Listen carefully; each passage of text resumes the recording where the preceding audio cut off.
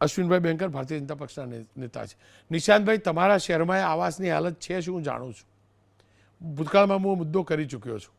અનગઢ વહીવટ, પ્રોજેક્ટો મન ફાવે એમ બનાવવાના, દુનિયાભરના રૂપિયા જાય. તમે વિપક્ષમાં છો, તમે જવાબદાર નથી, પણ નાગરિકોની અપેક્ષા પણ તો હોય ને વિપક્ષ પણ અવાજ ઉઠાવે. જુઓ, તમે વડોદરામાં અવાજ ઉઠાવ્યો, પણ આ બીજા બધા મેં જે કહ્યા ને, મેં ક્યારેય નથી સાંભળ્યું કે કોંગ્રેસનો ધારાસભ્ય જ્યારે હતા એટલે કે કોંગ્રેસનો કોર્પોરેટર ખુલીને સામે આવ્યો હોય. કેમ?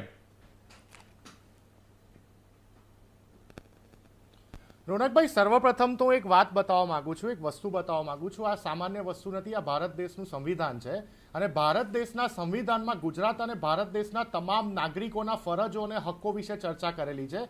દરેક રાજ્ય સરકારે પોતાના નાગરિકોને શું ફેસિલિટી આપવાની, કઈ રીતે પોતાની ફરજો નિભાવવાની, એની વાતો થાય છે.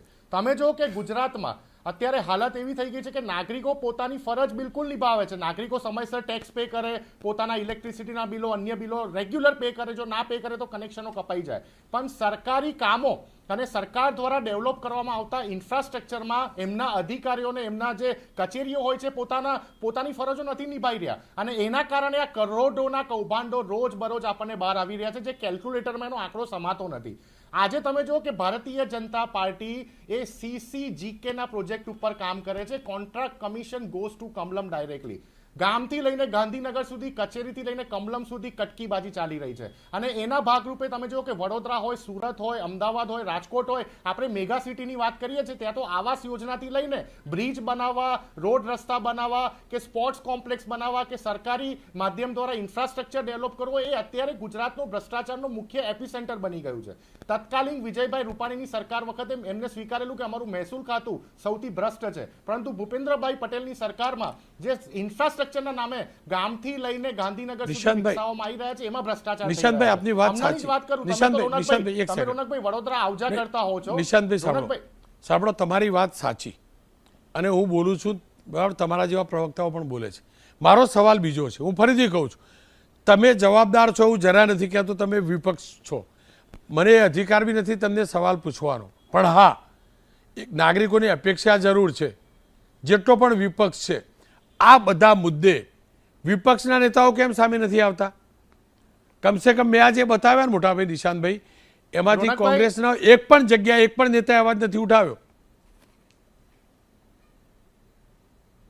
રોનકભાઈ, અત્યાર સુધીનો સૌથી મોટો મનરેગાનો, દાહોદનો અને ભરૂચ ખાતેનો ભ્રષ્ટાચાર કોણ બહાર લાવ્યું? અમારા વિરોધ પક્ષના નેતા અમિત ચાવડા સાહેબ બહાર લાવ્યા, અમારા શક્તિસિંહ ગોહિલ સાહેબ, અમારા પ્રદેશ પ્રમુખ બહાર લાવ્યા. તમે જુઓ કે વડોદરામાં તમે આવજા કરતા હો છો, વાઈફાઈના વ્હાઇટ કલરના પોલ 2016થી કરોડોના ખર્ચે લગાવેલા ભ્રષ્ટાચાર કોંગ્રેસ બહાર લાવ્યું. તમે જુઓ કે હમણાં ગટરના નામે જે ખાલી જે પાટિયા બેસાડી દીધા છે ને, એને ખોલીને જુઓ તો એમાં ખાલી ધૂળ નીકળે છે, પાણી જેવું કંઈ હોતું નથી. આ ભ્રષ્ટાચાર. તમે જો રોરો ફેરી અને જે સી પ્લેનના નામે તમે જો એરોડ્રામ અમદાવાદમાં જે કરોડો રૂપિયાના ખર્ચે બનાવી દીધું, પ્રધાનમંત્રી મોદીજીના હસ્તકે એનું લોકાર્પણ થયું હતું. આ ભ્રષ્ટાચાર પણ બહાર લાવવા વાળું કોંગ્રેસ પાર્ટી, જ્યાં જ્યાં પણ અમારી નજરમાં, અમારા ધ્યાનમાં આ ભ્રષ્ટાચાર રૂપી જે આતંકની પ્રવૃત્તિઓ અમારી સામે આવે છે, એને અમે બિલકુલ અમારી ફરજમાં આવે છે ને અમારે લાવવું પડે છે ને અમે વિધાનસભામાં પણ એનો મજબૂતાઈથી અવાજ ઉપાડીએ છીએ. અને આજે એટલે જ એક મંત્રીના 2 પુત્રો જેલ ખાતે છે, જેલમાં છે. જો આ કરોડો રૂપિયાનો ભ્રષ્ટાચાર બહાર ના આવ્યો હોત તો તમને ખબર છે કે ભારતીય જનતા પાર્ટી એમના મંત્રીઓને સરસ રીતે લીપાપોતી કરતા આવડે છે. પરંતુ જ્યાં સુધી અધિકારીઓ પર ભારતીય જનતા પાર્ટીની સરકાર એક્શન નહીં લે, અમારે સસ્પેન્ડ શબ્દ નથી સાંભળવો, અમારે ટર્મિનેટ શબ્દ સાંભળવો છે. 5-6 અધિકારીઓ જે આ બધા બિલ્ડિંગો બનાવીને એવા કરોડો રૂપિયાના મૂકી રાખે છે, એનું મેન્ટેનન્સ નથી થતું, લોકાર્પણ થયા પછી લોકો, આમ નાગરિકોનો ઉપયોગ નથી કરી શકતા, આવા અધિકારીઓ પર ફાઇન નથી કરવામાં આવતો, આવા અધિકારીઓને ટર્મિનેટ નથી કરવામાં આવતા અને એટલે વારંવાર એમની હિંમત દિવસે દિવસે વધતી જાય છે. હાટકેશ્વર બ્રિજ હોય કે પછી પેલો અમદાવાદ વાળો રેલવે બ્રિજ કે બ્રિજ પર એવી સીધી દિવાલ દેખાય, કેવી રીતે શક્ય છે રોનકભાઈ? આવા ઇન્ફ્રાસ્ટ્રક્ચર, આટલા બધા એન્જિનિયરો ગુજરાતમાં, આટલા એન્જિનિયરો દર વર્ષે બહાર નીકળતા હોય એવા માહોલમાં આટલો મોટો ભ્રષ્ટાચાર, આવા ઇન્ફ્રાસ્ટ્રક્ચર ડેવલપ થવા કેવી રીતે પોસિબલ છે? આ માત્ર ને માત્ર અધિકારીઓ અને મંત્રાલયની સાઠગાંઠ વગર શક્ય નથી. નિશાંતભાઈ, આપ જોડાયેલા રહો અને આપે અદભુત વાત કરી અને એટલે જ હું ભૂલી ગયો તો તમે યાદ કરાવી. બેંકર સાહેબ